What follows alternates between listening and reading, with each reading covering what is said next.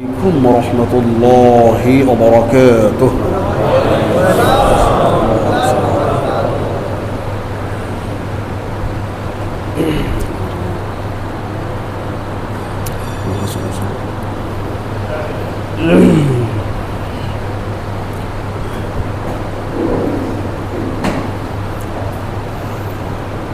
الحمد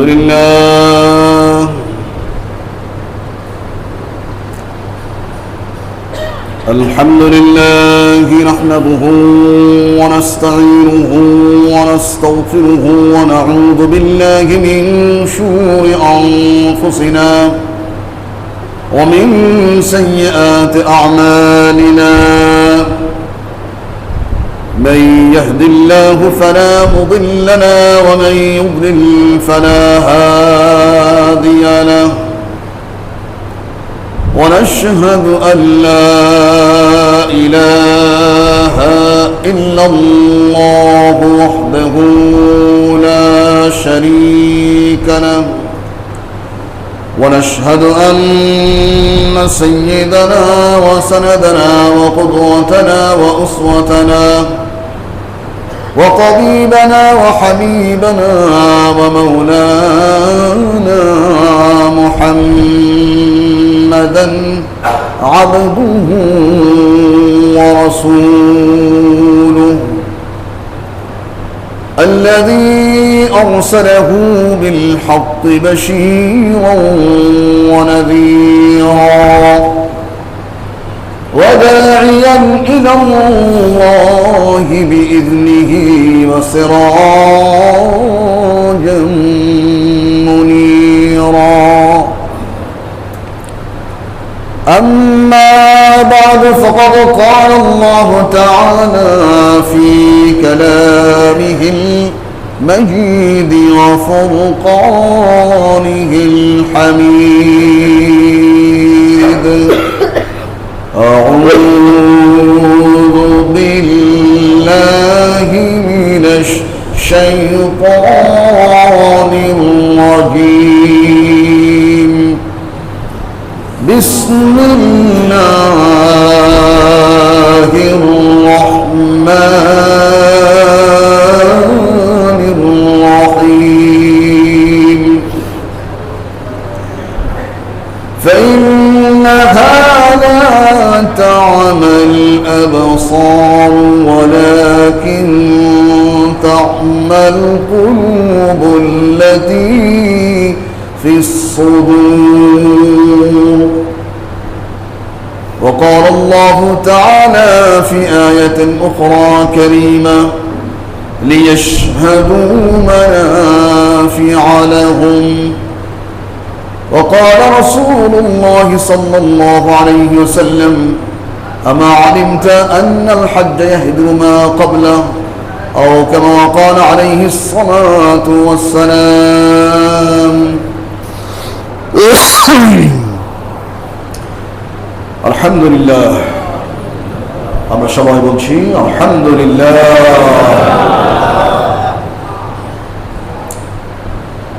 মহাখালী কেন্দ্রীয় জামে মসজিদে পবিত্র জুমার নামাজ আদায়ের জন্য আগত সমুপস্থিত সম্মানিত মুসল্লিয়ানে কেরাম, বয়োজ্যেষ্ঠ বয়োকনিষ্ঠ সমবয়স্ক সর্বস্তরের সম্মানিত ভাইরা, আমরা মহান আল্লাহ তাবারক ওয়া তাআলার সন্নিধানে প্রথমেই হৃদয়ের সবটুকু আবেগ উজাড় করে, শ্রদ্ধা উজাড় করে সকল বোঝার হচ্ছি যে মাবুদ আমাদের সবাইকে সপ্তাহের শ্রেষ্ঠতম দিন, সপ্তাহের সর্বোত্তম দিন আজকের জুমার দিনে পরিচ্ছন্ন বসনে ভূষণে সজ্জিত হয়ে পৃথিবীর সবচেয়ে উত্তম স্থান, উত্তম জায়গা মসজিদের নিসবতে আসার বসার এবং অত্যন্ত নিবিষ্ট চিত্তে কোরআন কারীম থেকে, হাদিস রাসূল থেকে, ইসলাম ইতিহাস ঐতিহ্য থেকে দু চারটি কথা বলার শোনা তৌফিক এনায়েত করেছেন। এ পর্যন্ত আল্লাহ পাক আমাদের সবাইকে হায়াতে তৈয়বা দিয়ে কৃতার্থ করেছেন, বাজিত করেছেন। এজন্য আমরা সবাই দিল থেকে, হৃদয় থেকে আরেকবার শুকরিয়া আদায় করছি। আমরা সবাই বলছি আলহামদুলিল্লাহ।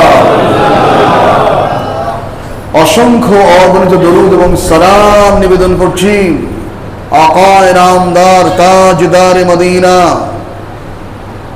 সরওয়ার কায়নাত সরকার দু জাহান বিশ্ব মানবতার মহান এক মুক্তির নায়ক, এক স্বস্তিক বীর পুরুষ, আপনার আমার একান্ত প্রিয় রাসূল সৈয়দুল কাউনাইন কায়েদুল গুররিল মুহাজ্জালিন শফিউল মুযনিবিন শফিউল মুতা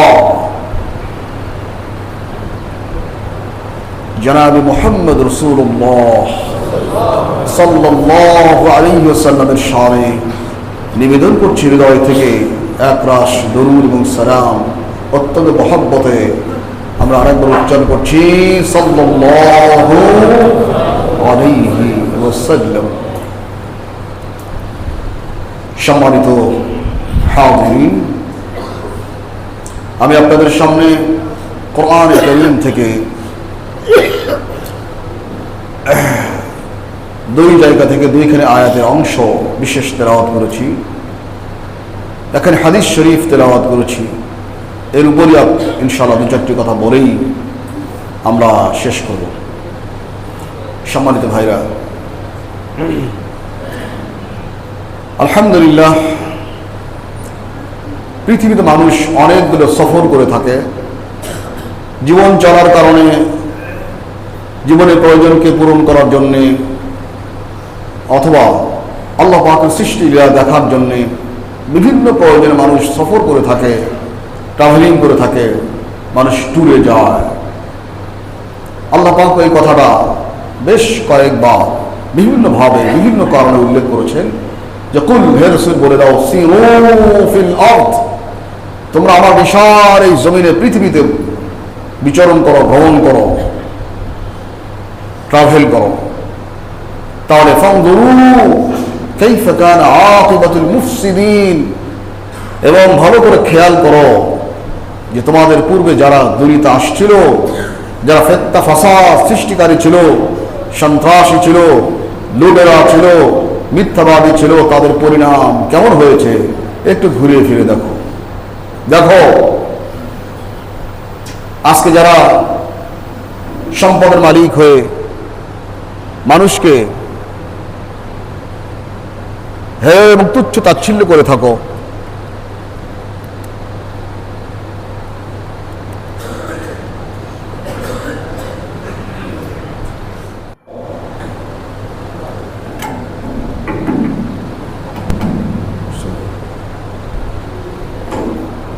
আলহামদুলিল্লাহ আলহামদুলিল্লাহ,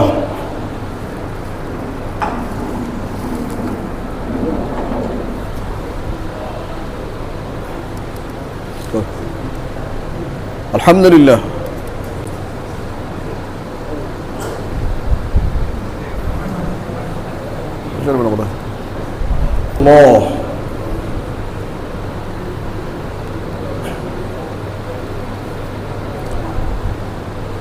আলহামদুলিল্লাহ, সবাই বলি আলহামদুলিল্লাহ, মাশাআল্লাহ। সম্মানিত ভাইরা,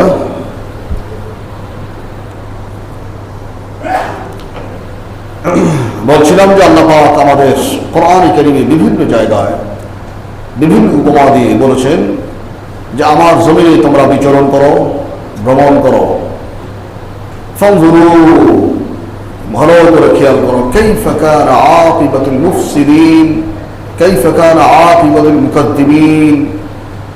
বিভিন্ন কথা আল্লাহ বলেছেন যে যারা ফিতনা সৃষ্টিকারী, সন্ত্রাস সৃষ্টিকারী, মিথ্যা আরোপকারী এবং যারা অহংকারী, তাদের পরিণাম কেমন হয়েছিল তোমরা ঘুরে দেখো।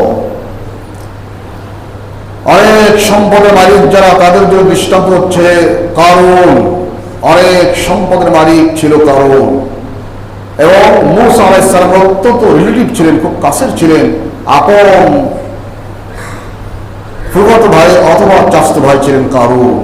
ইসলামকে বুঝেছিল সে, ইসলামকে সে আত্মস্থ করেছিল হৃদয়ের দিক থেকে। কিন্তু যখন বড় হলো, হে কারণ তোমাদের সম্পদ আল্লাহ দিয়েছেন, এই সম্পদ আল্লাহ পাক যাকাত ফরজ করেছেন, যখনই তার পকেটে হাত দেয় ইসলাম, তখন ইসলাম তার কাছে খারাপ হয়ে গেল। কেন যাকাত দিব? কারণ আল্লাহ পাক দয়া করে তোমাকে এই সম্পদ দান করেছেন। আশ্চর্য কথা। তখন সে বলবে ইন্নামা উতীতুহু আলা ইলমিন ইনদি, আরে আমার জ্ঞান দিয়ে, আমার অভিজ্ঞতা দিয়ে, আমার এক্সপিরিয়েন্স দিয়ে আমি এই সম্পদ কত কষ্ট করে অর্জন করেছি, এটা আমাকে আল্লাহ পাক দিল। বাস অস্বীকার করলো আল্লাহ পাকের ইহসান। আল্লাহ পাক কারুন সহ তার সমস্ত ধন ভাণ্ডার যে খাজাঞ্চি খানা সবগুলো ধসাই দিলেন। এখন পর্যন্ত মিশরের সে জায়গা ধসতে আছে এবং কারুন নিচে নামতে আছে মাটির নিচে। হাদিস শরীফে আসছে প্রত্যেকটি দিন একজন মানুষ তার পা থেকে মাথা পর্যন্ত যতটুকু উঁচু, এতটুকু প্রত্যেক দিন সে মাটির নিচে দাবতেই আছে এবং কিয়ামত পর্যন্ত দাবতেই থাকবে। সেখানে এখন পর্যন্ত নাকি সেই সাগরের মধ্যে বুদবুদ করে এরকম ভরি উঠে, একটু দাবে ভরি উঠে, একটু দাবে ভরি উঠে। সুতরাং হে সম্পদশালী, যার মহে, যেই কারণে সম্পদ রাজি কুক্ষিগত করে আছো, এর থেকে আল্লাহর হক আদায় করো না। তুমি যাও না মিশরে, কারণকে দেখো তার পরিণাম কি হয়েছিল। قُلْ سِيرُوا فِي الْأَرْضِ فَانظُرُوا كَيْفَ كَانَ عَاقِبَةُ الْمُكَذِّبِينَ। হে মানুষ, ভ্রমণ করো, যাও দেখো। ঠিক তেমনি ভাবে যা ক্ষমতার আসনে সমাসীন ছিল পৃথিবীতে এর আগে, দেখো তাদের পরিণামটা কি। কোথায় আজকে সেই নমরুদ, কোথায় সাদ্দাত, দেখো কি পরিণাম তাদের। এরকম অনেকেই ছিল, কি পরিণাম তাদের দেখো। এখনো যাও মিশরে, যাও ওই মিশরে, ওই ফেরাউনকে দেখতে পাবা, কি অবস্থা তার দেখো। সুতরাং সফর বিভিন্ন কারণে হয়ে থাকে। আল্লাহ পাক আমাদের শিক্ষার জন্য বলেছেন, আল্লাহ পাক বলেছেন যদি সফর তারা কি একটু ভ্রমণ করে না? যদি করতো তাহলে তাদের চোখ আছে চাক্ষুষ দেখতে পেত, তাদের তো কান আছে চাক্ষুষ শুনতে পেত, তাদের দিমাগ ছিল চিন্তা করতে পারত। একটু ভ্রমণ করে না কেন? ভ্রমণ করলে তাদের এই বাহ্য চোখের উপরে আরেকটি চক্ষু আল্লাহ পাক বক্ষ দেশে দিয়েছেন, বন্ধুর আর একটা চক্ষু আছে, এটার নাম হচ্ছে বসীরাত, অন্তর্চক্ষু। একটি মানুষ যখন সত্য উপলব্ধি করে, সত্যকে উদ্ধারণ করার চেষ্টা করে, তখন তার কেবলমাত্র বাহ্য চোখ দিলেই সত্য উদ্ধারণ করা সম্ভব নয়, বরং হৃদয়ের চোখের পর্দা উন্মোচন করা উচিত। যতক্ষণ হৃদয়ের চক্ষু, অন্তর্চক্ষু উন্মোচিত না হবে, ততক্ষণ সত্য উদ্ঘাটিত হবে না। সম্মানিত ভাইরা, রাসূল যখন দাওয়াতের কাজ করছিলেন, তখন বেশ কয়েকজন মানুষ, নাম একই রকম, আবু তালেব, কত সুন্দর নাম, আবু জাহাল, কত সুন্দর নাম, আবু বকর, সবগুলো আবু দিয়ে। রাসূলকে আবু বকর যেই চোখ দিয়ে দেখেছিলেন, আবু জেহেল কিন্তু সেই চোখ দিয়ে দেখতে পারেন না। আবু জেহেল দেখছে এই চোখ দিয়ে, আরে মোহাম্মদ কি করে সব, হ্যাঁ, সে যা বলে, যা চায়, তার আন্দোলনের যে গোল এবং তার যে টার্গেট, তাতে করে তো আমার ক্ষমতার মস্তক নড়বড় হয়ে যাবে। সুতরাং any how and any cost মোহাম্মদকে এখানে বিজয়ী হতে দেওয়া যাবে না। কিন্তু আবু বকর কি দেখলেন, মোহাম্মদ আমার বন্ধু যা বলে, এর চাইতে পরম সত্য, এর চাইতে চরম রিয়াল এবং বাস্তবিক আর কিছুই হতে পারে না। আমরা মানুষ নিজ হাতে মূর্তি তৈরি করলাম, এটাকে রব জানে, প্রভু জানে, তাকে পূজা অর্চনা করি, তার কাছে ভাগ্যে প্রসন্নতা কামনা করি, উন্নতি কামনা করি, ডেভেলপমেন্ট কামনা করি, শারীরিক সুস্থতা কামনা করি, বিভিন্ন কিছু কামনা করি, ছেলে সন্তান চাই, মেয়ে সন্তান চাই। আমাদের হাতে তৈরি মূর্তি, এর কাছে আবু বকর দেখলো যে না, সত্যি মোহাম্মদ যা বলে এদের কোনো ক্ষমতা নাই, এদের কোনো ক্ষমতা নাই। আবু জাহেল বলল না, ক্ষমতা থাক আর না থাক, অন্তত মোহাম্মদকে এখানে বিজয়ী হতে দেওয়া যাবে না। বাস এক আবু বকর আবু জাহেল, নাম তো আবু দিয়েই শুরু, আবু লাহাব, আবু তালেব, নাম তো আবু দিয়ে শুরু, কিন্তু তাদের দৃষ্টিভঙ্গি কেমন ছিল? আমার বন্ধুগণ, এজন্য আল্লাহ পাক বলেছেন فإنها لا تعمى الأبصار ولكن تعمى القلوب التي في الصدور। আল্লাহ পাক বলেছেন না, এরা তো বাহ্য দিক থেকে দুই চক্ষু দ্বারা অন্ধ না, এই দুই চোখ দ্বারা তারা সুন্দর ভালোভাবে দেখতে পায়, বরং সেই চোখটা অন্ধ যে চোখ না আমি আল্লাহ পাক তাদের বক্ষ উপদেশে দিয়েছি। মানে অন্তর্চক্ষু, হৃদয়ের চোখ, অন্তর্চক্ষু, এইটা যতক্ষণ আপনার উন্মীলিত না হবে, ওপেন না হবে, ততক্ষণ সত্যের আসল রং আপনি কখনো দেখতে পাবেন না। আর এই চোখকে খোলার জন্য আপনার পরিশ্রম করা লাগবে, স্যাক্রিফাইস করা লাগবে, অধ্যবসায় করা লাগবে, এই চোখটাকে উন্মীলিত করার জন্য, এই পথটাকে অপসারণ করার জন্য।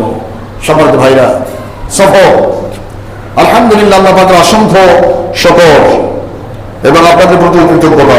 আল্লাহ পাকের অশেষ মেহেরবানি। এবছর আমি তো আপনাদের দ্বারা হজ করে আসার একটি হজ, একটি সফর, পবিত্র হজ একটি সফর, অত্যন্ত গুরুত্বপূর্ণ সফর। এখান থেকে আল্লাহ পাক বলেছেন যাও, সফরে যাও, এই সফরে যাও।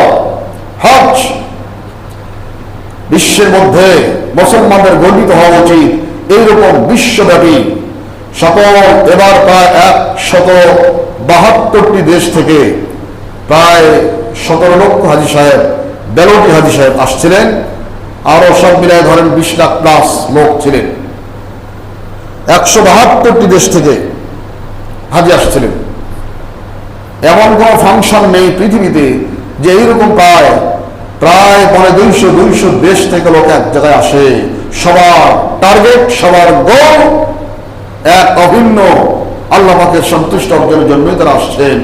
একটি ঘরকে কেন্দ্র করে, কাবা শরীফ, একটি ঘরকে কেন্দ্র করে প্রত্যেকের মনের মূল কথা এই ঘরের প্রতি প্রেম, মহব্বত, আবেগ, ভালোবাসা, প্রীতি, সম্প্রীতি, বাৎসল্য সবগুলো টৈটম্বর প্রত্যেক মানুষের হৃদয় চেয়ে দেখা গেলে দেখা যাবে প্রত্যেক মানুষের মনে একটা ঘরের দিকে একক ভালোবাসা, যাতে নিরঙ্কুশ ভালোবাসা, পরম ভালোবাসা, যাতে আর কোনো শরীক নেই।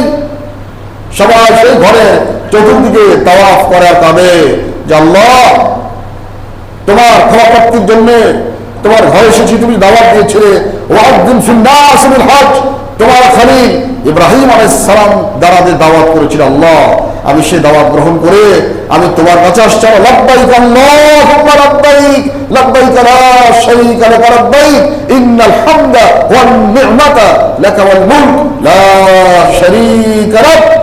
আল্লাহ লাব্বাইক আর present, O my God I am present. হে আল্লাহ আমি হাজির হয়েছি, তুমি না দাওয়াত দিয়েছিলে আমাকে, আল্লাহ দেখো আমি তোমার ঘরে আসছি, আল্লাহ তোমার ঘরে আসছি তোমার একটু ক্ষমা প্রাপ্তির জন্য, একটু মার্জনা কামনার জন্য, একটু মাফির জন্য। আল্লাহ আমি তোমার ঘরের চতুর্দিকে আমি আমার গুনাহ স্বীকার করে, অপরাধ স্বীকার করে তোমার ঘরের চতুর্দিকে আল্লাহ আমি প্রদক্ষিণ করছি, তাওয়াফ করছি, ঘুরতেছি, আমার দিকে একটু তাকাও। আল্লাহ তোমার ঘরের চতুর্দিকে ঘুরতেছি, আমার দিকে একটু তাকাও, আমার কথা একটু শোনো, আল্লাহ আমার গুনাহ খাতা মাফ করে দাও।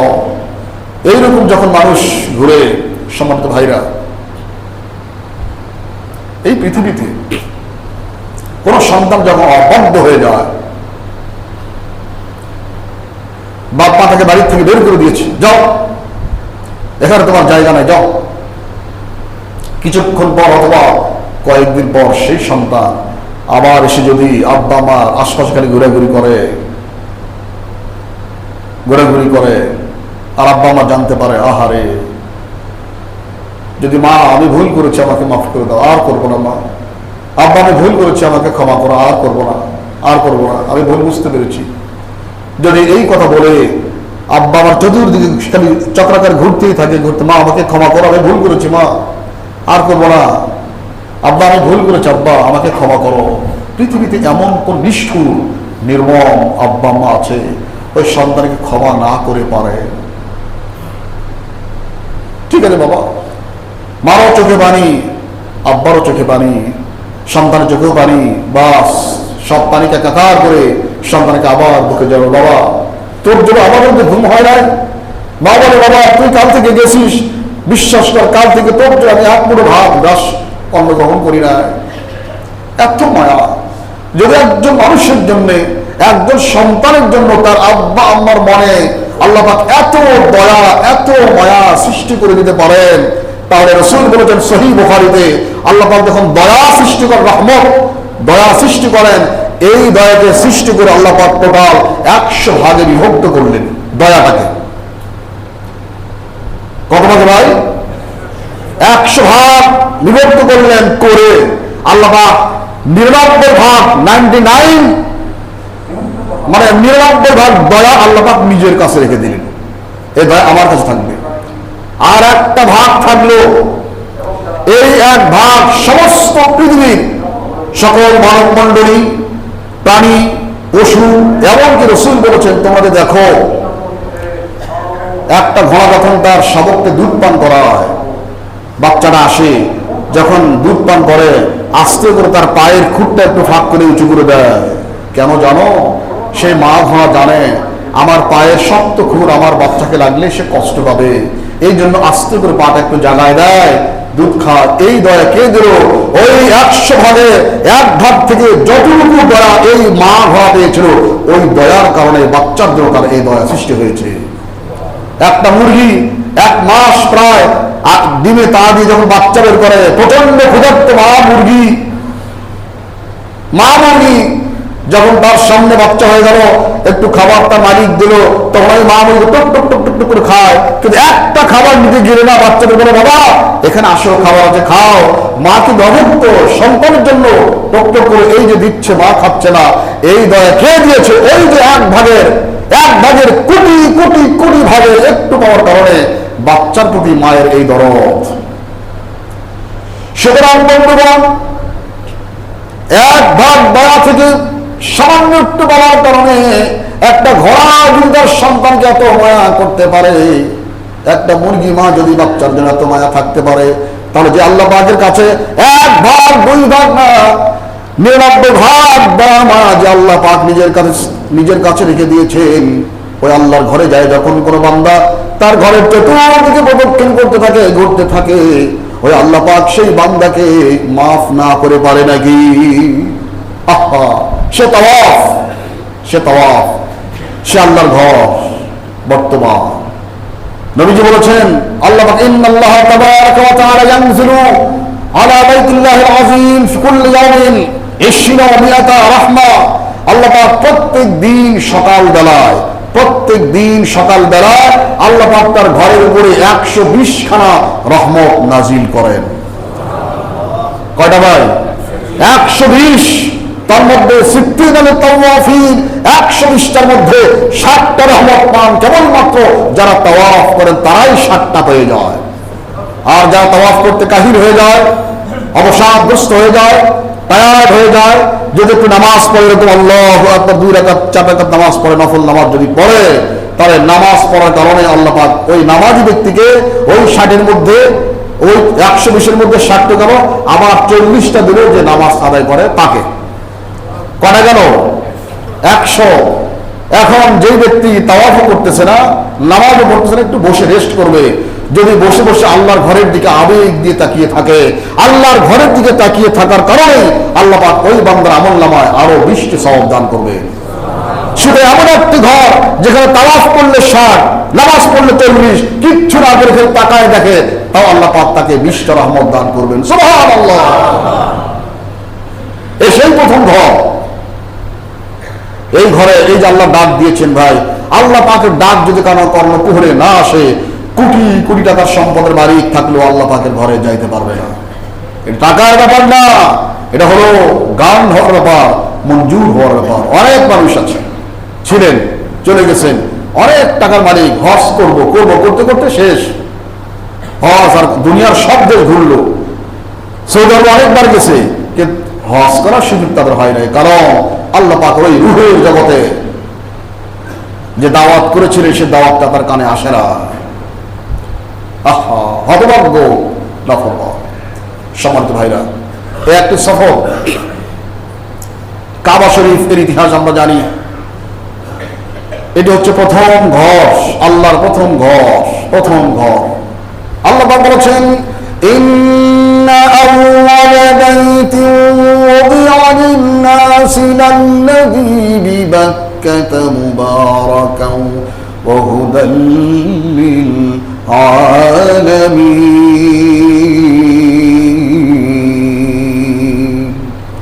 ইন্না আউওয়ালা বাইত, নিঃসন্দেহে এটি হচ্ছে আল্লাহ বলছেন পৃথিবীর প্রথম ঘর, পৃথিবীর প্রথম ঘর।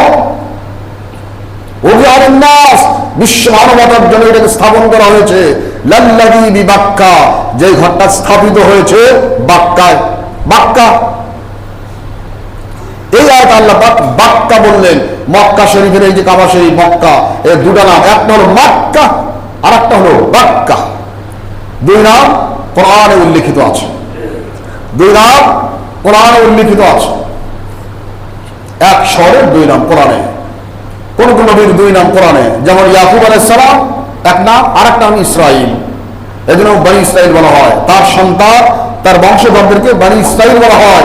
বনি ইসরাইল মানে হচ্ছে ইব্রাহিম আলাইহিস সালামের ছেলে ইসহাক, তার ছেলে ইয়াকুব, এই ইয়াকুবের বংশ পরম্পরাকে বলা হয় বনি ইসরাইল।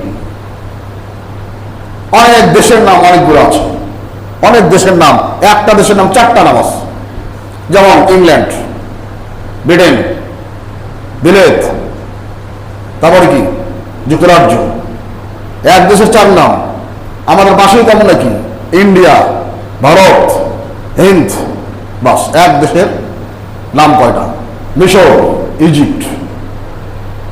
কেন দেখলে হলো আল্লাহ পাকের? মিশরকে ইংলিশে মিশর বললে কি হইতো না, ইজিপ্ট, ইজিপশিয়ান, মিশরি। যাই হোক, মক্কা শরীফের দুইটা নাম, একটা মাক্কা আর একটা বাক্কা। মাক্কা মানে কি? আল মাকানুল মুরতাফা, উঁচু জায়গা। বর্তমান বিজ্ঞান প্রমাণ করেছে, আল্লাহ পাক কতটা আগে বলছেন মাক্কা মানে উঁচু জায়গা। একটা উঁচু জায়গা, আর একটা অর্থ হলো অধিক ভিড় হয় যেখানে, সে জায়গাকে মাক্কা বলা হয়। তো ভিড় তো প্রমাণিত, এমন কোন মোমেন্ট নাই, এমন কোন মুহূর্ত নাই যে আল্লাহর ঘরের চতুর্দিকে হয় মানুষ তাওয়াফ করে, না হয় নামাজ পড়ে। হাজারো হাজারো লাখ লাখ মানুষ, ভিড় আর কিসের রমাদান, কিসের হজ, সবসময় আল্লাহর ঘরের চতুর্দিকে হাজারো আল্লাহর বান্দারা, কারো চোখে পানি, কারো হাতে উত্তোলিত, কেউ রুকুতে, কেউ সিজদায়, আর কেউ দোয়াতে, কেউ তাওয়াফে, কিছু না একটা আছে আল্লাহর ঘরে। সুবহানাল্লাহ, সুবহানাল্লাহ। মক্কা ভিড়, উঁচু জায়গা। বর্তমান বিজ্ঞান প্রমাণ করেছে সমস্ত পৃথিবীর চাইতে, সমস্ত পৃথিবীর চাইতে মক্কা মুকাররমা যে চতুর্দিকের শহর এবং আশপাশ, এইটি পৃথিবীর সবচেয়ে উঁচু। বর্তমান বিজ্ঞান সে প্রমাণ করেছেন, যা আল্লাহ পাক অনেক আগে মক্কা হারাম দিয়ে বলেছেন, পৃথিবীর সবচেয়ে উঁচু জায়গায় আমি আমার ঘরকে স্থাপন করেছি। সুবহানাল্লাহ। সম্মানিত ভাইরা, মক্কা থেকে 110 কিলোমিটার দূরে তায়েফ। আগেও গিয়েছিলাম, এবারও গিয়েছি তায়েফে। এবার দুইবার যাওয়া হয়েছে। 2000 এর আগে 2018 কি 19 সালে হজে গিয়েছিলাম, আলহামদুলিল্লাহ। তখন যে খুব মক্কার এক ব্যক্তির সাথে আমার বন্ধুত্ব হয়ে গিয়েছিল, জিয়াদ আল কোরাশি তার নাম, জিয়াদ আল কোরাশি। খুবই বন্ধুত্ব হয়ে গেল, মাঝে মধ্যে আমি তার সঙ্গে কথা বলতাম। এবার যাওয়ার আগেও তার সঙ্গে কথা বলছি তার সঙ্গে। এবার গেলাম, উনি আমাকে ওনার গাড়িতে নিয়ে নিজে ড্রাইভ করে তায়েফে নিয়ে গেলেন। রাতে গেলাম, বিকেলবেলা, তোমাকে তায়েফের দৃশ্য দেখে আসো। আলহামদুলিল্লাহ, অনেক কিছু খাওয়ালেন, অনেক খাওয়ালেন, যেগুলো আমরা কল্পনাও করতে পারি না। তায়েফ যে মক্কা মুকাররমা থেকে তায়েফ শহরটা 6,000 মিটারের বেশি উঁচু, 6,000 মিটারের চেয়ে বেশি উঁচু। কত উঁচু দেখেন। আবার তায়েফ শহরের প্রান্তে একটা পাহাড় আছে, সাফা পাহাড়। সেই পাহাড়টা তায়েফের চাইতে আরো 2,200 মিটার উঁচু। মানে সর্বোচ্চ উঁচু জায়গা হলো মক্কার আশপাশ সাফা পাহাড়। সেখান থেকে তাকালে মনে হয় সব কিছু দেখা যাচ্ছে। যাই হোক, ঘুরে রাত্রিবেলায় খাওয়া এক জায়গায় গাড়ি নিয়ে আসলেন, বসালেন, মানে কার্পেট বিছায়া বসলাম। আরো একজন সাহেব ছিলেন, উনি ছিলেন সিরিয়া, মানে ডক্টর। ওনার সঙ্গে বন্ধুত্ব হয়ে গেল, পরিচয় হয়ে গেল, মোবাইল নম্বর দিয়ে দিল, কথাবার্তা হয়। অনেক উচ্চ শিক্ষিত মানুষ, আমার সমানই প্রায় বয়স। উনি একটা কলেজের প্রফেসর এবং শরিয়া ফ্যাকাল্টির উনি দায়িত্বশীল। উনি এ পর্যন্ত প্রায় 70টার মতো মৌলিক কিতাব লিখেছেন আরবি ভাষায়। তা আমাদের দুজনকে নিয়ে গেলেন, দেখালেন রাত্রিবেলায় সুবহানাল্লাহ, ওই যেখানে 6000 প্লাস উঁচু জায়গা, সেখান থেকে কাবা শরীফ 110 কিলো। আর আপনারা সবাই জানেন পৃথিবীর সবচাইতে বড় ঘড়ি এখন কাবা শরীফে আছে। পৃথিবীর সবচেয়ে বড়, মানে কি গ্রেট ক্লক যেটা বড় হয়, এটি 650 ফিট উঁচুতে উঁচু স্থাপিত। 650 ফিট, কত তলা হবে দেখেন। তার উপরে শুধু ঘড়িটাই 10 তলার সমান। একটা মিনিটের কাটা নাকি 22 ফিট, 22 ফিট। এটা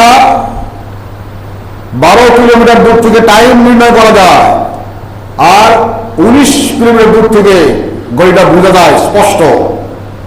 এটা আগে জানতাম, কিন্তু এবার যে তায়েফের সেই জায়গা থেকে যখন তাকায়, তখন দেখি রাতে 110 কিলোমিটার দূরে তায়েফ আর মক্কার দূরত্ব।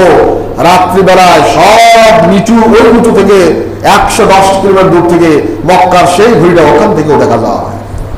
আমি মোবাইলে ছবি তুলছি, রাত্রিবেলা তাও দেখা যায় সবাই 110 কিলো। বিশ্বাসই হচ্ছে না। আমার মনে হচ্ছে আমাদের এখান থেকে গাজীপুর হতে পারে খুব বেশি। না, ওটা ঘড়ি, যত আসে থেকে সেই ঘড়ি।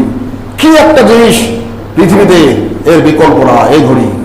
এই জন্য অনেকের দাবি ছিল, এখনো আছে, আমরা গ্রিস মাস সময় চাই না, গ্রিস মাস সময় চাই না, আমরা এখন সময় চাই পৃথিবীর নাভিস্থল মক্কা মুকাররমার যে সবচেয়ে বড় ঘড়ি, সেই ঘড়ির টাইম সারা বিশ্বময় ছড়িয়ে পড়ুক, কারণ এটি নাভি। আলহামদুলিল্লাহ, সেই তায়েফে যখন গেলাম, সে তায়েফে ওই যে নানান কথা বলা হয়, বুড়ির বাড়ির কথা বলা হয়। ওই যে বুড়ির বাড়ি, আস্তাগফিরুল্লাহ, কিন্তু সবাই বলতে ভাই আস্তাগফিরুল্লাহ। যে কোনো বিপদ আসলে এটা বললে আল্লাহ পাক রেহাই দেন। আস্তাগফিরুল্লাহ, আস্তাগফিরুল্লাহ আল্লাযী লা ইলাহা ইল্লা হুয়াল হাইয়ুল কাইয়্যুম ওয়া আতুবু ইলাইহি। সম্মানিত ভাইরা, বলছিলাম তায়েফ ইতিহাসে এক বিশাল স্থান। তায়েফের আবহাওয়ার দিক থেকে তায়েফের আবহাওয়া একেবারে আমাদের দেশের মতো অথবা তার চেয়েও সুন্দর, কিন্তু মাত্র 110 কিলো দূরে মক্কার আবহাওয়া মারাত্মক গরম। এবার তো প্রায় 47, 50 এরকম তাপমাত্রা ছিল। মানে বাসা থেকে বের হয়ে শুধু বসে রাখবেন 5-7 মিনিট হাঁটা, অবস্থা খারাপ, এরকম তাপমাত্রা। কিন্তু তায়েফে যাবেন, সুবহানাল্লাহ, মক্কায় যেখানে পাহাড় পর্বত বেষ্টিত, চতুর্দিকে পাহাড়, পাথর পাহাড়, গাছগাছালি নাই। আমাদের দেশের পাহাড়ে তো গাছগাছালি, মাটির পাহাড়ে পাথর, এমন পাথর, সুবহানাল্লাহ। আর সেখানে তায়েফ যখন যাবেন, কাছাকাছি গেলে রাস্তার দুই দিকে আশপাশ সবুজের সমারোহ দেখলে আপনার চোখ তৃপ্ত হয়ে যাবে, আপনার অশান্ত চক্ষু প্রশান্ত হয়ে যাবে। এত সুন্দর সিনারি, সবুজের সমারোহ তায়েফ, এত সুন্দর আবহাওয়া, শাক সবজি, ফল ফ্রুট, বন বনানি, কি চাই আপনার সব তায়েফে আছে। এটাকে বলা হয় মাসিফ। মাসিফ মানে অবসর কেন্দ্র, অবকাশ যাপনের কেন্দ্র। যখন প্রচন্ড গরম হয়, তখন আরবের লোকেরা ওই তায়েফে যায়, হোটেল ভাড়া করে কয়েকদিন ওখানে অবকাশ যাপন করে আসে। খুব সুন্দর আবহাওয়া তায়েফ। তায়েফে রসুলের স্মৃতি, রসুল সবচেয়ে নির্যাতিত হয়েছেন তায়েফে, এটা আপনারা জানেন। সে জায়গা আলহামদুলিল্লাহ দেখা হলো, যে জায়গায় রসুল সবচেয়ে বেশি মার খেয়েছিলেন, সে জায়গা আমরা গেলাম, নামলাম। রসুল একটু বসেছিলেন, কিছুক্ষণ বেশ করেছিলেন। ওখানে ছোট্ট একটা মসজিদের মতো তৈরি করা আছে, কিন্তু মসজিদে প্রবেশ নিষেধ, পুলিশ আছে, করে গেট বন্ধ। এই উপর থেকে দেখা যায়, দেখলাম, মোবাইলের দূর থেকে একটা ছবি তুললাম। আহা, এখানে রসুল বসছিলেন কিছুক্ষণ, রক্ত ঝরতে ছিল। যখন তারা এখানে রসুলকে মারপিট করা শুরু করলো, এখান থেকে একটু পাশে যায় একটা আঙ্গুরের বাগান ছিল, সে বাগানে গেলেন, যে বসলেন। সাথে ছিলেন রসুলের খাদেম জায়েদ। রসুলের সমস্ত শরীর ব্যথা বেদনায় অত্যন্ত কাতর হয়ে গিয়েছিলেন। সেখানে গেলেন, পা এমন ফেলে উঠলো, সরাসরি রক্ত, পায়ের ফুলনের কারণে জুতাটা যে খুলবেন, জুতাও খুলতে পারতেছিলেন না। আস্তে করে এক জায়গায় বসছেন, রসুলের সাথে যায়েদ কাঁদতেছিলেন, হে আল্লাহ রসুল, এত কষ্ট আপনার, এত কষ্ট আপনার। রসুল পিপাসার্থ ছিলেন। তখন ওই বাগানে যিনি মালি ছিলেন, সে মালিক দেখে খুব মায়া হলো তারা, আরে এত সুন্দর একটা মানুষ, তার পা থেকে মাথা পর্যন্ত এত চমৎকার অঙ্গভঙ্গি, তার এত সুন্দর মানুষকে মানুষ মারতে পারে। তখন তিনি যে ফ্রেশ কিছু আঙ্গুর নিয়ে এটাকে জুস বানায়া শরবত করে রসুলকে দিলেন, হে মুসাফির একটু পান করো, তুমি খুব তৃষ্ণার্ত। রসুল ওই আঙ্গুরটা খেলেন, আঙ্গুরের জুসটা খেলেন, আলহামদুলিল্লাহ বললেন। বলেই বলছেন, ভাই তোমার নাম আব্বাস না? আশ্চর্য হয়ে গেলেন, মুসাফির, আমার নাম আব্বাস, আপনি কেমন জানলেন? বলছেন, তোমার বাড়ি নিনাওয়া না? আরো আশ্চর্য, হ্যাঁ নিনাওয়া। আপনি কেমন জানলেন? জীবনে এই প্রথম আপনাকে দেখলাম, আমার নাম আব্বাস, আমার বাড়ি নিনাওয়া, আপনি কেমন জানলেন? বলছেন, হে আব্বাস, তুমি কি জানো ওই তোমার যে এলাকা গ্রাম নিনাওয়া, ওটা আমার ভাই ইউনুস আলাইহিস সালামের গ্রাম ছিল এটা। হ্যাঁ হ্যাঁ, তো ইউনুস তো আমার ভাই, উনি নবী ছিলেন, আমিও নবী ছিলাম। আল্লাহ পাক এক নবীর সংবাদ আর এক নবীর কাছে পাঠাও। আমি জানতে পেরেছি ওই গ্রাম তোমার বাড়ি, তোমার নাম আব্বাস। বলছে, হে মুসাফির, কোন সত্য হলো আপনি আল্লাহ নবী, আপনি দয়া করে যে ইসলামের জন্য এরকম নির্যাতিত করেন, সেই ইসলামের দীক্ষা আমাকে দীক্ষিত করুন, আমাকে মুসলমান বানিয়ে দিন। সুবহানাল্লাহ।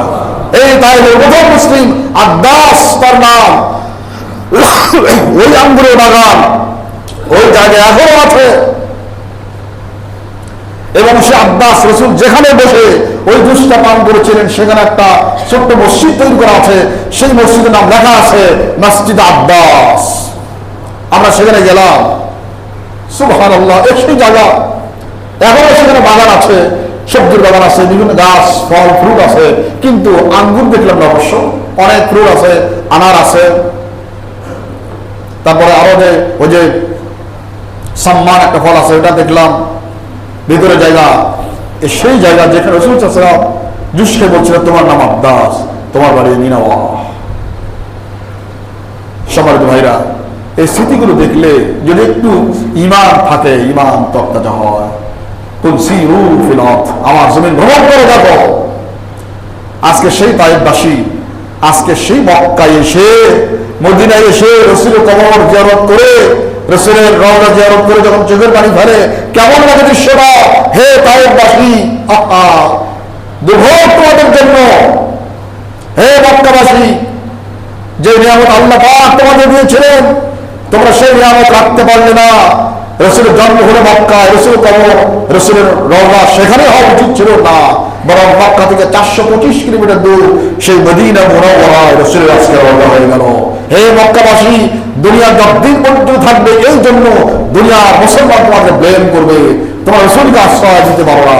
হে তায়েফবাসী, আজকে রসুলের কাছে এসে চোখের পানি ফেলো, তোমাদের পূর্বপুরুষ এই কাজটা করেছিল, অবশ্যই এজন্য তোমরা দায়ী না, কিন্তু ইতিহাস যখন লেখা হবে, তায়েফ এই ইতিহাস মানুষ ভুলবে না যে তোমরা সবচেয়ে বেশি রসুলকে নির্যাতন করেছিলে। আজকে সে রসুল রাতের আধারে মক্কা মুকাররমা থেকে চলে আসলেন। সম্মানিত ভাইরা, এবার যাই হোক সংক্ষেপ করি। আমি এর আগেও আলহামদুলিল্লাহ 2-3 বার গিয়েছিলাম হজ্জে, এবার চতুর্থবার। এর আগে বদর যাই নাই, আলহামদুলিল্লাহ এবার বদর যাওয়া হয়েছিল। বদর তো ইসলামের ইতিহাসে এমন একটা বিষয়, এই বদরের যুদ্ধ যদি মুসলমানরা পরাস্ত হতো, পরাজিত হতো, তাহলে ইসলাম ইতিহাস যে কোন দিকে ধাবিত হতো, আল্লাহ পাক যা ইসলাম বিজয়ী হতো, ঠিক আছে, যেহেতু আল্লাহর নির্দেশ ছিল আল্লাহ পাক ইসলামকে বিশ্বময় ছড়িয়ে দিবেন, ইসলাম ছড়িয়ে যেত, ইতিহাসটা অন্য গতিপথে যাইত যদি বদরে মুসলমানরা পরাস্ত হতো। সেই বদর 24 বছর যাবৎ বুখারী শরীফ পড়ায়া, বদর বুখারী শরীফের দ্বিতীয় খণ্ডে, মূল কিতাবের দ্বিতীয় খণ্ডে শুরু, কিতাবুল মাগাজি রসুলের যত যুদ্ধ জিহাদ সব নিয়ে সেইটা। এই বদর সেখানে পড়তে পড়তে যখন গিয়েছে সুবহানাল্লাহ, সমস্ত ইতিহাস হাদিস যা দেখেছি, ইতিহাস যা দেখেছি, সে বদরের প্রান্তে যখন নামলাম, সুবহানাল্লাহ সুবহানাল্লাহ, বদর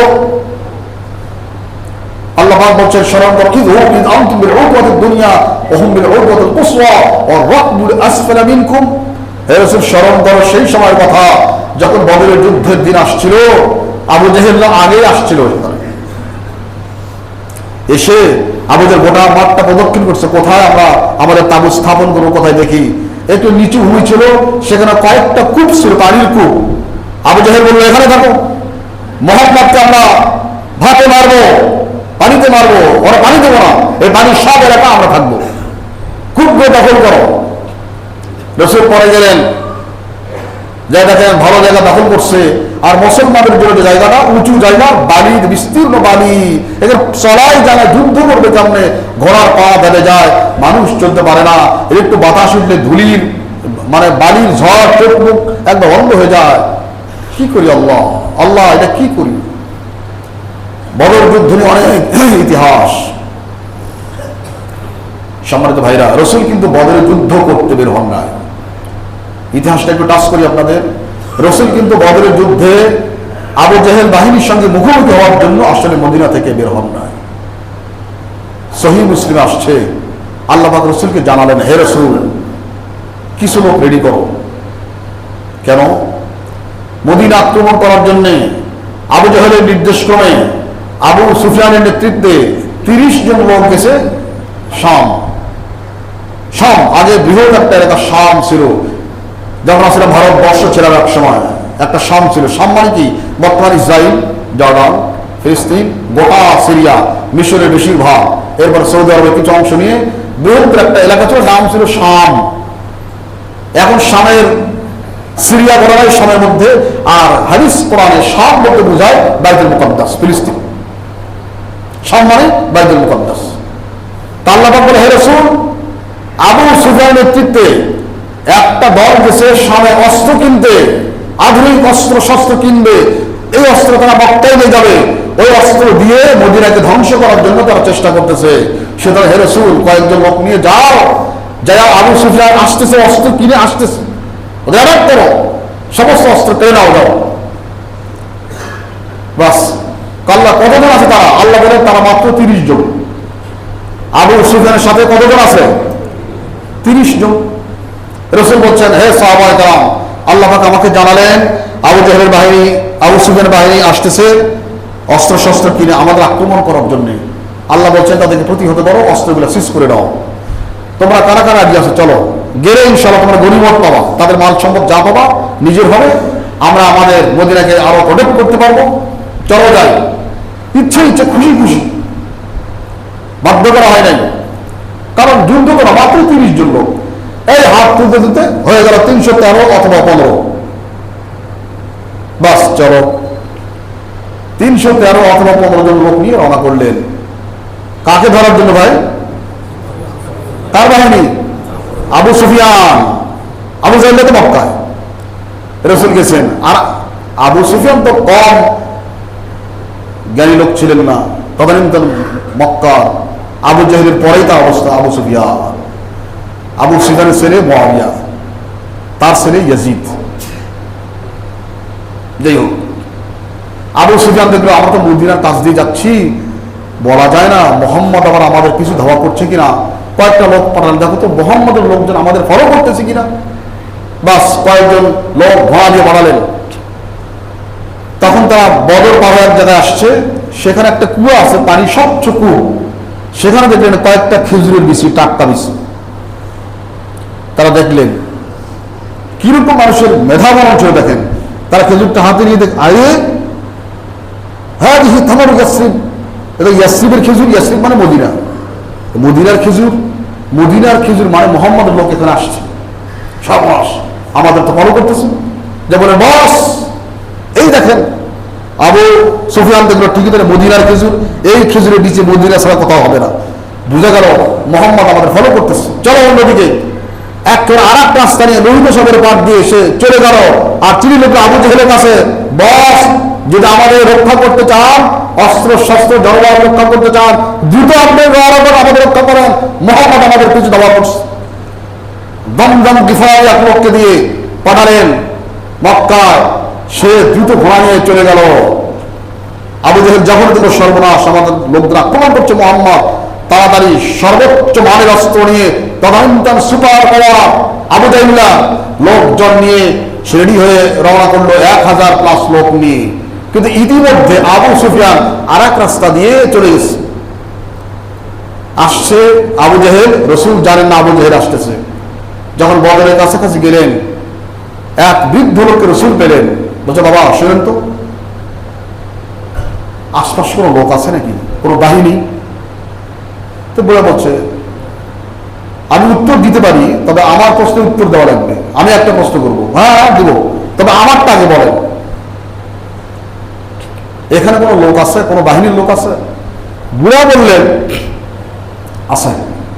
কার লোক? আবু জেহেলের লোক আছে। আবু জেহেলের লোক মানে? এই রসুল প্রথম জানলেন আবু জেহেলের লোক। আবু জেহেল কোনো থাকবে, আবু সুফিয়ানের লোক থাকবে? তা না, আবু জেহেলের লোক আছে, আমি দেখছি। রসুল চিন্তিত হয়ে, আবু জেহেলের লোক মানে আসছে আবু সুফিয়ানকে ধরার জন্য। তো বলছে, এখন আমার কথা উত্তর দেন, বলেন মিনাইনা আনতুম, আপনারা কোথা থেকে আসছেন? রসুল বলছেন যে ইনা মিনাল মা, আমরা পানি থেকে আসছি। উত্তর দেখেন, আপনারা কোথা থেকে আসছেন?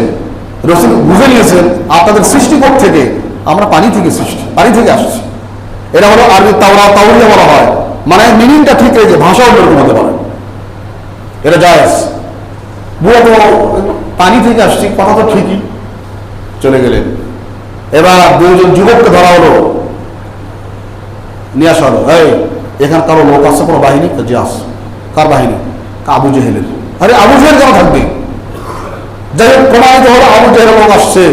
এখন দেখেন ভাই, মদিনা থেকে যারা গেছেন, অস্ত্র নাই শস্ত্র নাই, মাত্র 2টা ঘোড়া 5টা উট, আর বাকি সব লাঠি সবা নিয়ে গেছে। ধরা 30টা লোক, 313 জন লোক যদি থুথু মারে, তাও তো 30 জন অবস্থা খারাপ। কিন্তু এখন দেখা গেল না, ওই 30 জন না, আসছে আবু জেহেলের লোক।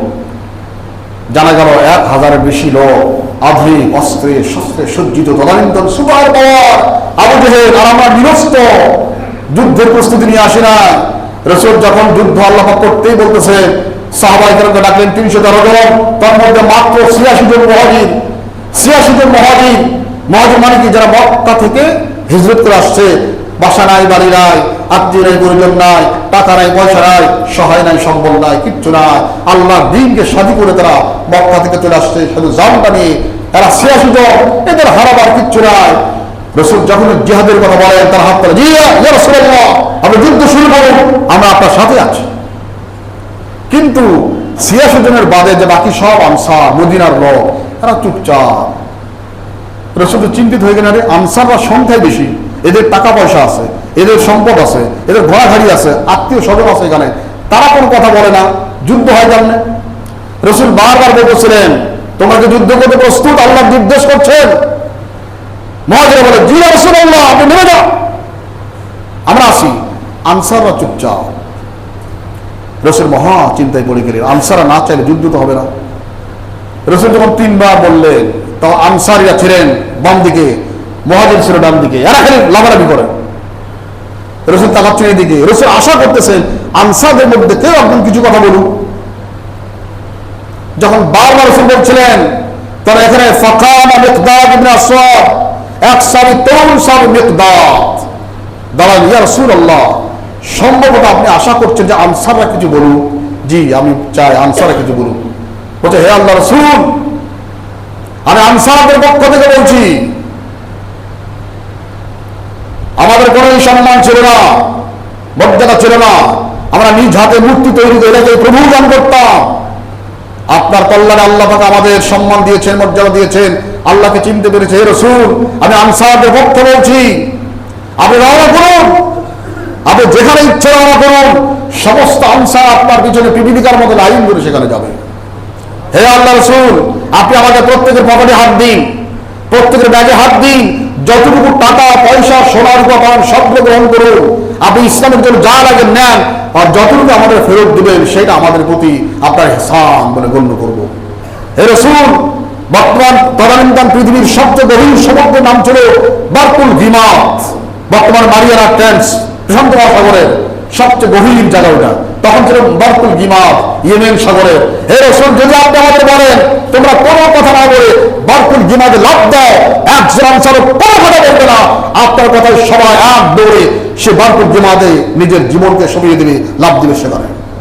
ফাশরাত ওয়াজহুহু ওয়া সাররা, রাসূলের চেয়ে হাস্যজ্জ্বল হয়ে গেল। বলছে, হে মিকদাদ, যদি তাই হয় তাহলে চলো, কুমু বিনা ইলা জান্নাতিন জান্নাতিন আরদুহা কারদিস সামাই ওয়াল আরদ। হে মিকদাদ, তাই হয় তাহলে চলো তোমরা আমার সাথে, চলো আমার সাথে ওই জান্নাতের দিকে, যে জান্নাতের বিশালতা প্রশস্ততা ওই বিশাল আকাশ এবং জমিনের চাইতেও বেশি।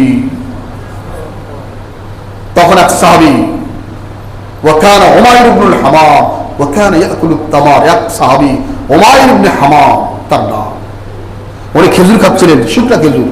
রাসূল বলছেন চলো জান্নাতের দিকে। উনি বলেন, ইয়া রাসূলুল্লাহ, জান্নাতের দিকে? হ্যাঁ। কি হবে?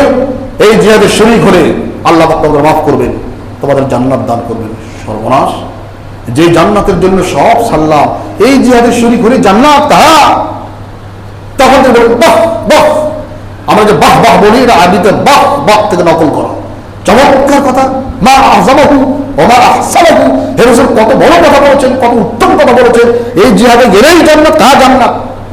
তখন তিনি তার খেজুরগুলো একটা মুখে বাকি সবগুলো নিয়ে এইরকম ছড়িয়ে দিলেন মাঠে। আল্লাহ, আমি সাক্ষী, তুমি সাক্ষী, এতগুলো সবগুলো খেজুর যদি খাই অনেক সময় লাগবে, ওই জান্নাতে যেতে আমার অনেক দেরি হয়ে যাবে, আমার এত সময় নাই, আমি আল্লাহ তোমার সেই জান্নাতে যেতে চাই। সুবহানাল্লাহ। সবগুলো খেজুর ফেলে দিলেন। উমাইর ইবনে হামাম যুদ্ধে গেলেন, যাওয়ার কিছুক্ষণ পরে উনি শহীদ হয়ে গেলেন। সেই যে 14 শহীদ সাহাবীর নাম ফলক, এখানে যে বেশ কিছু বক্তব্য রাখলাম, অনেক হাদিস শুনলেন, অনেকে রেকর্ড করলেন, সেখানে লেখা আছে উমাইর ইবনে হামাম, যার কথা হাদিস এই ইতিহাসে পড়ছি বারবার। দুনিয়ার জীবনটা কি মনে করছেন ভাই? যুবক সাহাবী, বেশি দিন করেন নাই, ওই জান্নাতের জন্য খেজুরগুলো চাইতে এতটুকু সময় দেবো না, এই সময় আমার নাই, আমি আমার আল্লাহর ওই জান্নাতে যেতে চাই। সব ফেলে দিয়ে গেলে শহীদ হয়ে গেলেন, তাদের কবর 14 জন সাহাবীর কবর শহীদ সেখানে। সেখান থেকে আমাদের কি শিক্ষা দুনিয়ার জীবন ভাই? আবু জাহেলের কবর, যাই করে আরেকদিন বলা লাগবে, আবু জাহেলের কবর।